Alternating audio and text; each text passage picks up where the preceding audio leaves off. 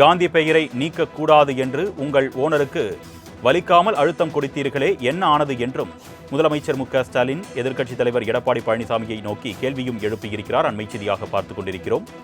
தற்பொழுது 1008 நிபந்தனைகளுடன் நிறைவேற்றும் புதிய திட்டத்தில் 125 நாட்களும் வேலை தரப்போகிறதா மத்திய பாஜக அரசு என்றும் அவர் கேள்வி எழுப்பியிருக்கிறார்.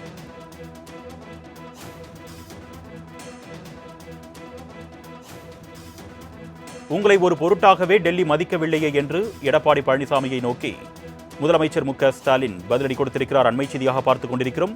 இது குறித்த கூடுதல் விவரங்களை செய்தியாளர் ஷெலினா வழங்க நாம் கேட்கலாம். வணக்கம் ஷெலினா, கூடுதல் விவரங்கள்.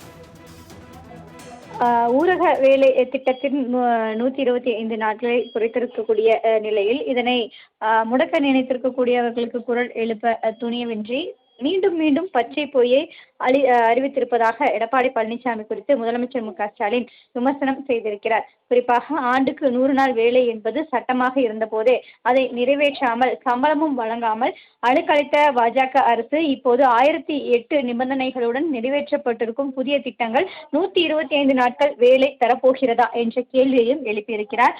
உண்மையை சொன்னால் ஒரு நாள் வேலைக்கு கூட இனி மத்திய அரசு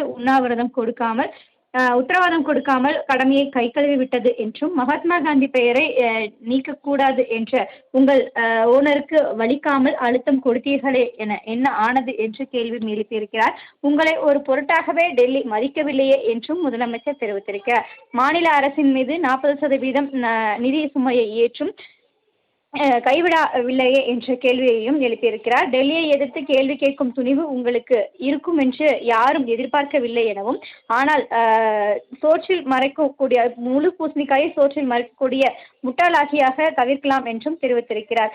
வறுமையை ஒழிக்க மக்களை உயர்த்தியிருக்கக்கூடிய UPA அரசின் மகாத்மா காந்தி தேசிய ஊரக வேலை திட்டம் பாஜக அரசால் குளிதோண்டி புதைக்கப்பட்டது போது இதன் குறித்தாக எந்த கேள்வியும் எழுப்பவில்லை எனவும், உங்களது அரசியல் வாழ்க்கையின் முடிவுரை நீங்களே எழுதி கொள்கிறீர்கள் என்பதை மட்டும் நினைவூட்டுகிறேன் என்றும் முதலமைச்சர் தெரிவித்திருக்கிறார். குறிப்பாக முதலமைச்சர் மு.க.ஸ்டாலின் எதிர்க்கட்சித் தலைவர் பேசியது தொடர்பாக தனது எக்ஸ் வலைதளத்தில் இந்த பதிவை செய்திருக்கிறார்.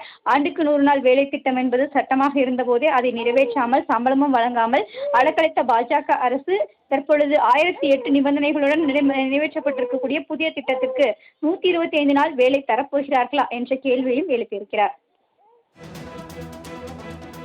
விவரங்களுக்கு நன்றி ஷெலினா.